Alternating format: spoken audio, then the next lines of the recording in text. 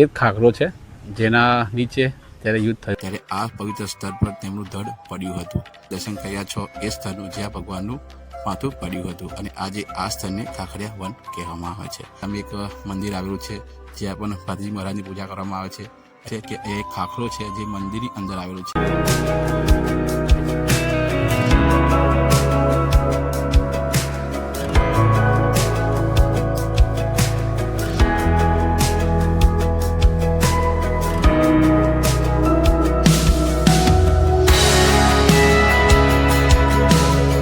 તો આજે આપણે જઈ રહ્યા છીએ ખાખરિયા વન, જ્યાં મહારાજ ભાતીજી મહારાજનું યુદ્ધ થયું હતું અને એવું કહેવામાં આવે છે કે ત્યાં તેમનું ધડ કપાયું હતું. મિત્રો, ફાગવેલમાં આવેલી આ એક એવી પવિત્ર જગ્યા છે જ્યાં ઘણા બધા લોકો દર્શન કરવા માટે આવતા હોય છે અને આજે આપણે એ જગ્યા પર જવાનું છે. મિત્રો, આ વનની અંદર ખાખરાના ઝાડ બહુ વધારે હોય છે, એટલા માટે આ વનને ખાખરિયા વન કહેવામાં આવે છે. મિત્રો, અને આ વનની અંદર એવું માનવામાં આવે છે કે ભગવાન જે આપણા ભાતીજી મહારાજ છે તેમનું જે લોહી છે એક ખાખરાના પાણા પર પડ્યું હતું અને એ ખાખરો અત્યારે પણ છે અને અત્યારે બી એનું પાનું તોડે તો એમાંથી લોહી આવે એવું માનવામાં આવે છે. અને મિત્રો, આજે આપણે ત્યાં ખાખરિયા વનના દર્શન કરવાના છે, તો વિડીયોમાં બન્યા રહેજો. અત્યારે આપણે સંપૂર્ણ તમને દર્શન તમને આજે કરાવવાનું છું. આ છે રસ્તો, અહીંયા ફાગવેલથી રસ્તો આવે છે અને અહીંયાથી આપણી ખાખરિયા વન જવાનું હોય છે.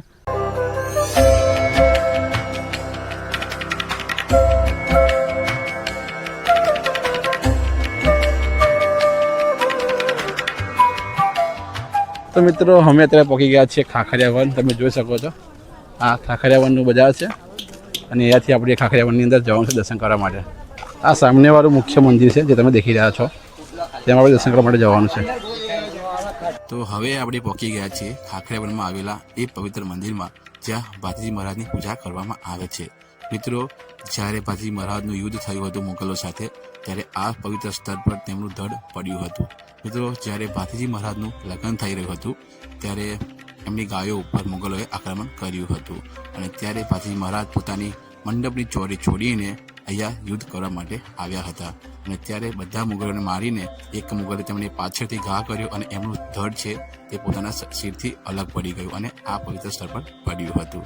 ત્યારથી આ જગ્યા એટલી પાવન થઈ ગઈ અને ફાગવેલ ધન્ય થયું. મિત્રો, આ તમે દર્શન કર્યા છો એ સ્થળનું જ્યાં ભગવાનનું માથું પડ્યું હતું અને આજે આ સ્થળને ખાખરિયા વન કહેવામાં આવે છે. મિત્રો, જ્યાં તમે ફાગવેલમાં આવો છો ત્યારે આ સ્થળની મુલાકાત અચૂક લેજો, કારણ કે તમને આ સ્થળ પર આવીને શાંતિ અને ભક્તિનો અનુભવ થશે.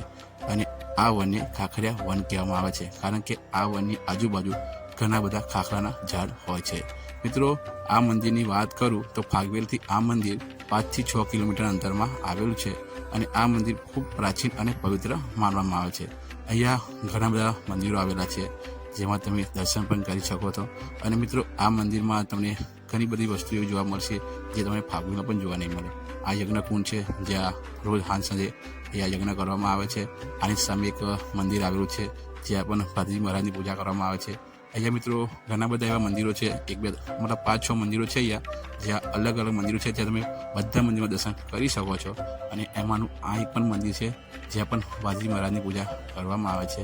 મિત્રો, અહીંયા એક એવો પવિત્ર કૂવો પણ આવેલો છે જેમાં એવું માનવામાં આવે છે કે તેમાં ભાતીજી મહારાજનું સર પડ્યું હતું. તો આપણે એના પણ દર્શન કરીશું. અને આ તમે જે જોઈ શકો છો એ મુખ્ય મંદિર છે.